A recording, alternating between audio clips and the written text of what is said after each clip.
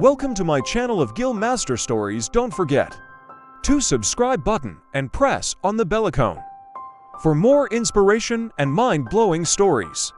An angry stranger storms into a cafe, pointing fingers at Barron Trump.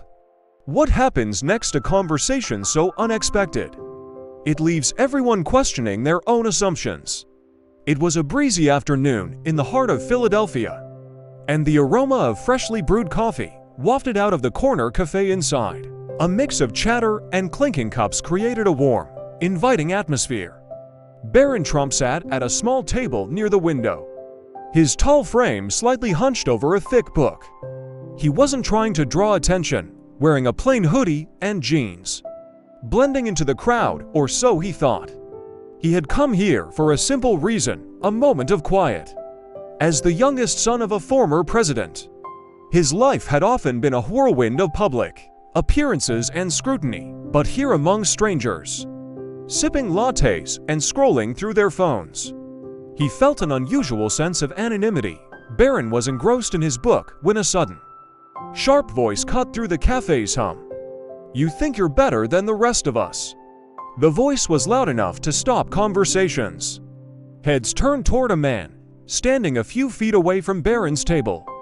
The man looked to be in his late 40s, with a weathered face and a fiery expression. He wasn't dressed poorly, but his clothes had the unmistakable wear of someone who'd seen hard times. His tone was confrontational, his body tense for a moment. Barron froze, not out of fear, but out of surprise. This wasn't something he'd anticipated when he'd picked this cafe for a quiet afternoon. The tension in the room thickened as all eyes focused on the unfolding scene. "You've got everything handed to you on a silver platter," the man continued, his voice trembling with anger. "Do you even know what it's like to struggle?" The other patrons exchanged uneasy glances, unsure whether to intervene or stay silent. The barista behind the counter hesitated, her hand hovering near the phone. Barron's calm demeanor contrasted sharply with the man's intensity. He closed his book, slowly placing it on the table, and looked up at the man. "Sir," he said, his voice steady but quiet, "I'm not sure what's upset you, but maybe we could talk about it." The man scoffed loudly. "Talk? You want to talk? What could you possibly have to say that someone like me would want to hear?" The cafe fell eerily silent. People waited, holding their breaths for what would happen next. But instead of matching the man's aggression, Barron did something no one expected, and it changed everything. Barron leaned back in his chair, his posture relaxed but attentive. The man's anger seemed to pulse through the room, making even those watching from afar feel uneasy. But Barron didn't flinch. Instead, he gestured to the empty chair across from him. "Please sit," he said calmly, his tone disarming. The unexpected offer took the man aback for a moment, but the tension in his shoulders didn't ease. He stood there, fists clenched, glaring down at Barron. The man sneered. "Why would I want to sit with someone like you? You're just another spoiled kid who'll never know what it's like to live in the real world." A few patrons shifted uncomfortably in their seats, whispering to one another. The barista made a subtle movement, as if considering whether to intervene. But Barron kept his composure.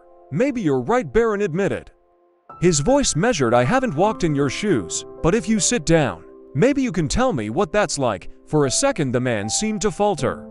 The firmness in Barron's voice wasn't a challenge, it was an invitation. Yet instead of taking the seat, the man leaned in closer, his voice dropping but retaining its sharp edge. "You think I owe you my story? You think that'll make you feel better about yourself?" He snapped, his words dripping with sarcasm. Barron's gaze didn't waver. "I think everyone has a story that deserves to be heard," he said, his words hung in the air. Cutting through the silence, the man hesitated, as if unsure whether to lash out again or accept the unexpected civility. Meanwhile, the other customers continued to watch, their curiosity now mingled with an odd sense of hope.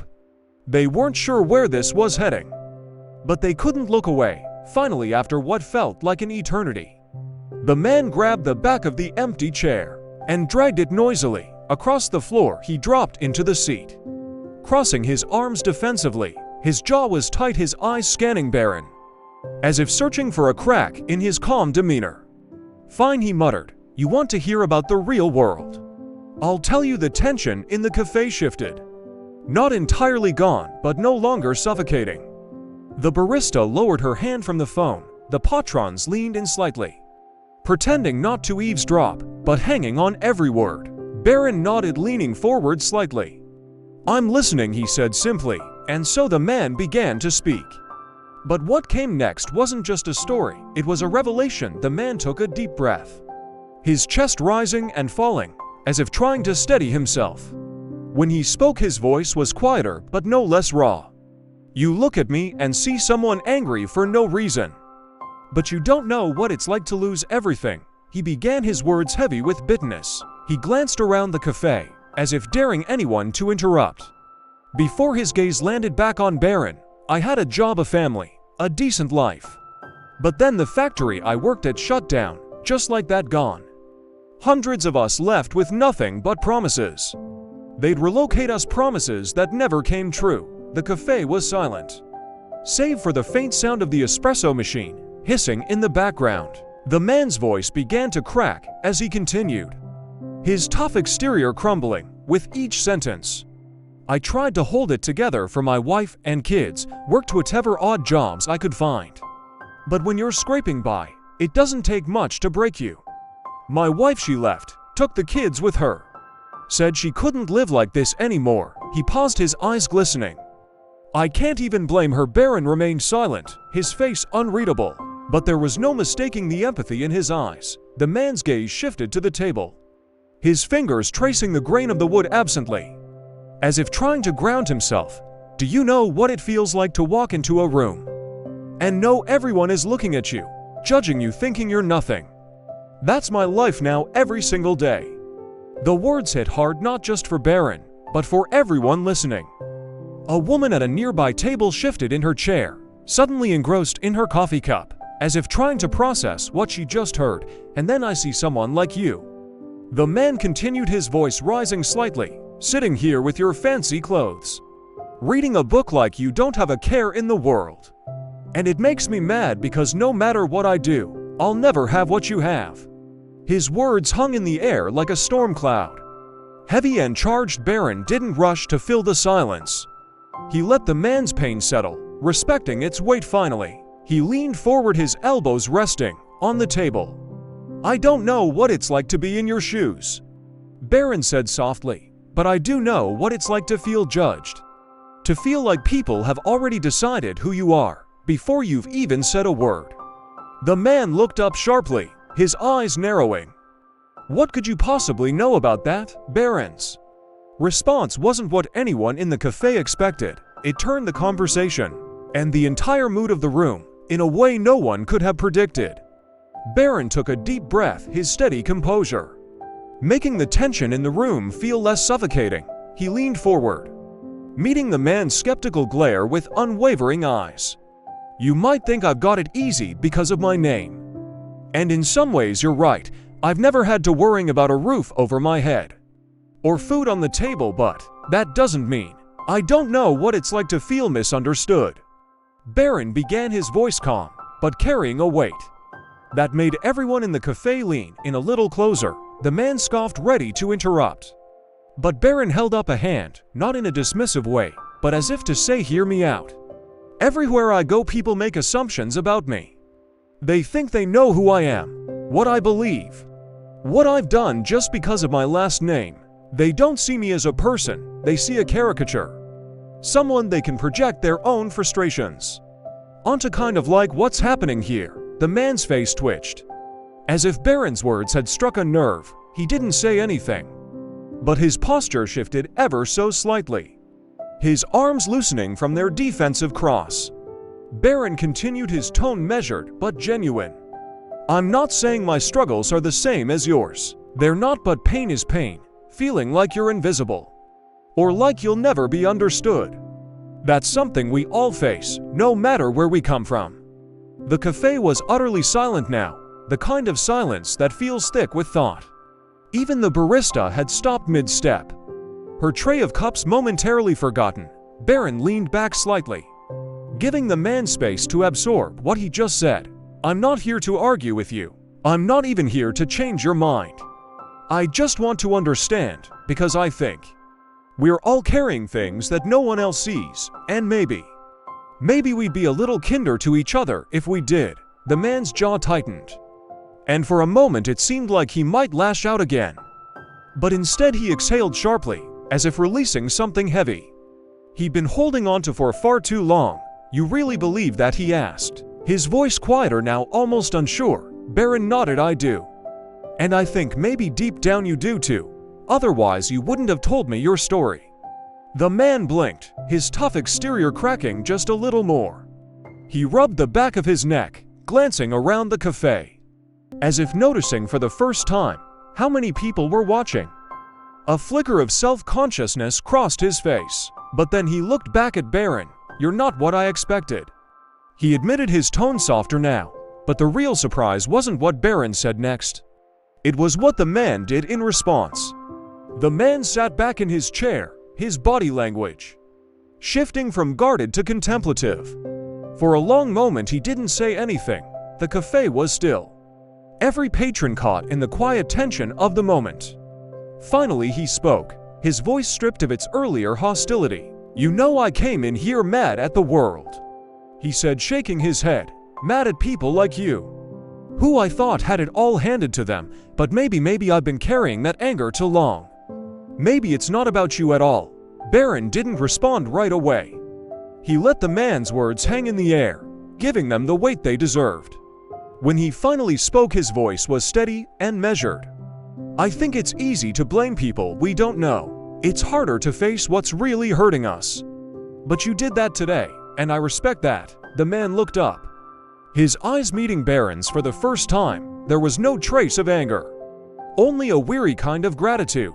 "You're a good kid," he said, almost reluctantly, as if the admission cost him something. "I don't say that often." The shift in tone was palpable. The tension that had gripped the cafe dissolved, replaced by an unexpected sense of connection. The barista smiled faintly as she resumed her work. A couple at a nearby table exchanged glances, their expressions softening. Then, the man did something that caught everyone off guard. He reached across the table, his hand outstretched. Barron hesitated for only a second before clasping it firmly. "I'm sorry," the man said, his voice thick with emotion, "for judging you before I even knew you." Barron smiled, a genuine expression that lit up his face. "And I'm sorry if I ever gave you a reason to feel that way." The handshake lingered for a moment before the man pulled back. He stood smoothing his shirt awkwardly and glanced around the cafe. "I think I owe everyone here an apology too," he said, his voice carrying across the room. "I came in here angry, but this kid, he reminded me that sometimes we've just got to listen." The cafe erupted in quiet applause, not loud or showy, but heartfelt. The man nodded, visibly moved, and made his way to the door. He paused just before leaving and looked back at Barron. "Thank you," he said simply, and then he was gone. What happened next wasn't as dramatic, but it left everyone in the cafe with something to think about. And it's a moment they wouldn't soon forget. As the door closed behind the man, the cafe seemed to exhale collectively. Conversation slowly resumed, but they weren't the same. There was a new energy in the room, a shared understanding among strangers who had just witnessed something extraordinary. Barron returned to his seat, picked up his book, and took a sip of his now cold tea. But before he could fully retreat back into his solitude, a woman from a nearby table approached him. She looked to be in her 60s, with kind eyes and a warm smile. "Young man," she said softly, "I just want to say, what you did back there was remarkable. You didn't have to listen to him, but you did. And I think you reminded all of us that sometimes kindness is all it takes to turn things around." Barron nodded, his expression humble. "Thank you, ma'am. I think we all just want to be heard." The woman smiled and returned to her table, leaving Barron to his thoughts. Around him, the cafe buzzed with a different kind of energy now. Patrons were smiling at each other, striking up conversations. and offering small gestures of kindness, holding doors, sharing smiles, and even picking up tabs. By the time Barron left the cafe, the day felt brighter not just for him, but for everyone who had been part of that moment. The man's anger, Barron's empathy, and the simple act of listening had created a ripple effect of understanding and compassion as Barron walked down the street. He couldn't help but think about how small actions could have such a big impact. He didn't know the man's full story, and he probably never would. But in that cafe, for those few moments, they had connected. And that connection had changed the tone of an entire room. Maybe that's all it takes sometimes. Barron thought to himself, just a little bit of empathy to remind us we're not so different after all. This story isn't just about Barron or the man he met that day. It's about all of us, the way we carry our struggles, the way we judge others, and the way we can choose to listen instead of react. If this story moved you, take a moment today to practice a little kindness. And if you'd like more stories like this one, don't forget to like, comment, and subscribe. Let's spread a little more understanding, one story at a time.